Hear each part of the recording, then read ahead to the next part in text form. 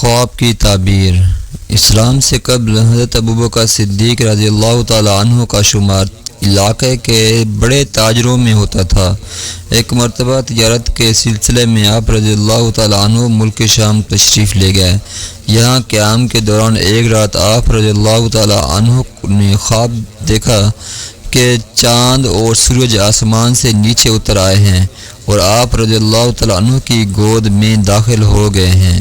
حضرت ابوبکر صدیق رضی اللہ تعالیٰ عنہ نے ایک ہاتھ سے چاند اور ایک ہاتھ سے سورج کو پکڑ کر اپنے سینے سے لگا لیا اور انہیں اپنی چادر میں چھپا لیا۔ صبح آپ رضی اللہ تعالیٰ عنہ بیدار ہوئے تو اس عجیب و غریب خواب کی تعبیر پوچھنے کے لیے قریب ہی اپنے ایک راہب کے پاس تشریف لے گئے۔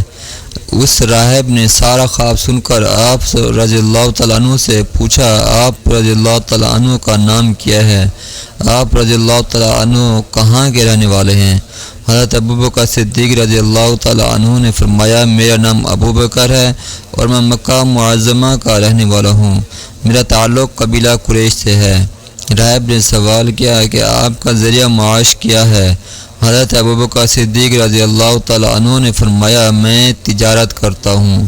عیسائی راہب نے حضرت ابوبکر صدیق رضی اللہ تعالیٰ عنہ سے کہا، مبارک ہو، نبی آخر الزماں حضرت احمد صلی اللہ علیہ وسلم اس دنیا میں تشریف لے آئے ہیں اور ان کا تعلق بھی قبیلہ قریش سے ہے۔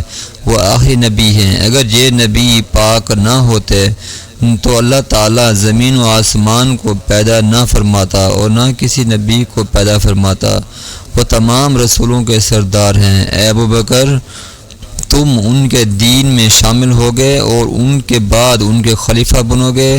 یہ ہے تمہارے خواب کی تعبیر۔ اے ابوبکر، میں نے اس نبی صلی اللہ علیہ وسلم کی تعریف و توصیف تورات میں پڑھی ہے اور زبور و انجیل میں ان کا ذکر پڑھا ہے۔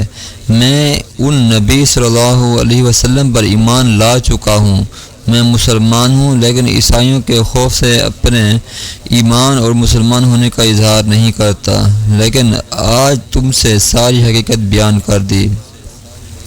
حضرت ابوبکر صدیق رضی اللہ تعالیٰ عنہ نے جب اپنے خواب کی تعبیر سنی تو بے حد متاثر ہوئے اور دل پر رقت طاری ہو گئی۔ آپ رضی اللہ تعالیٰ عنہ کے دل میں عشق نبی صلی اللہ علیہ وسلم کا جذبہ بیدار ہو گیا اور حضور صلی اللہ علیہ وسلم سے ملاقات کی خواہش میں شدت پیدا ہو گئی۔